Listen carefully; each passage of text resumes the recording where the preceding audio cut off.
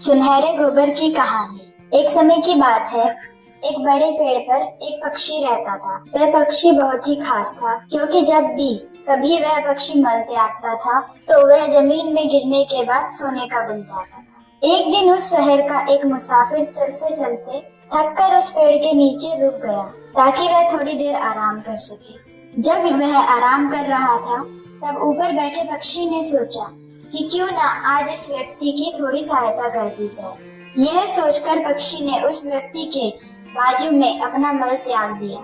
जैसे ही उसका मल जमीन पर गिरता है तो वह तुरंत सोने का बन जाता है। यह देखकर वह व्यक्ति हैरान हो गया।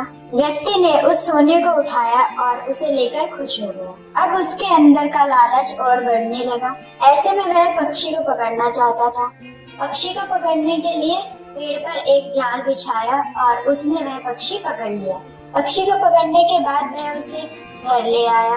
घर ले जाकर वह इस बात का इंतजार करने लगा कि कब तक वह पक्षी अपना मल त्यागेगा और इससे उसे सोना मिलेगा। यह सब सोचते सोचते उसके दिमाग में एक दूसरा ख्याल आया। वह सोचने लगा कि अगर राज्य के राजा को इस पक्षी के बारे में पता चल गया तो वह इसे ले जाएंगे और शायद इस बात को छुपाने के लिए राजा उसे सजा भी सुना सकते हैं।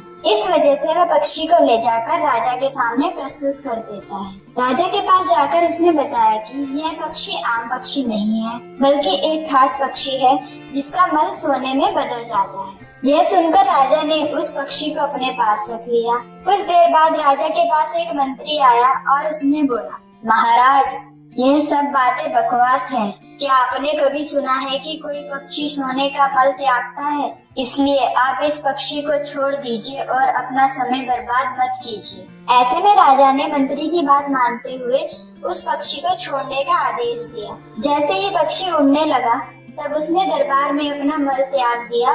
उसका मल फर्श पे गिरते ही सोने में बदल गया। यह देखकर राजा चकित रह गया और उन्होंने उस मंत्री को आदेश दिया कि वह किसी भी तरह से उस पक्षी को पकड़कर ले आए। उड़ते उड़ते पक्षी ने कहा, मैं बेवकूफ था जो उस व्यक्ति के सामने अपना मल त्यागा। वो व्यक्ति बेवकूफ था जिसने मुझे राजा को दे दिया और यह राजा बेवकूफ है जिसने मुझे यहाँ से जाने दिया। इस राज्य में सब के सब बेवकूफ ही हैं। तो प्यारे बच्चों, इस कहानी से हमें सीख मिलती है कि हमें कभी भी दूसरों की बातों में नहीं आना चाहिए। अगर कोई हमें सलाह दे रहा है तो उस सलाह पर अच्छे से विचार करना चाहिए और फिर उस पर निर्णय लेना चाहिए।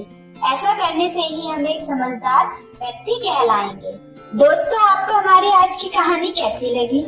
हमें कमेंट सेक्शन में जाकर जरूर बताएं और साथ ही चैनल को लाइक, शेयर, सब्सक्राइब करना बिल्कुल ना भूलें।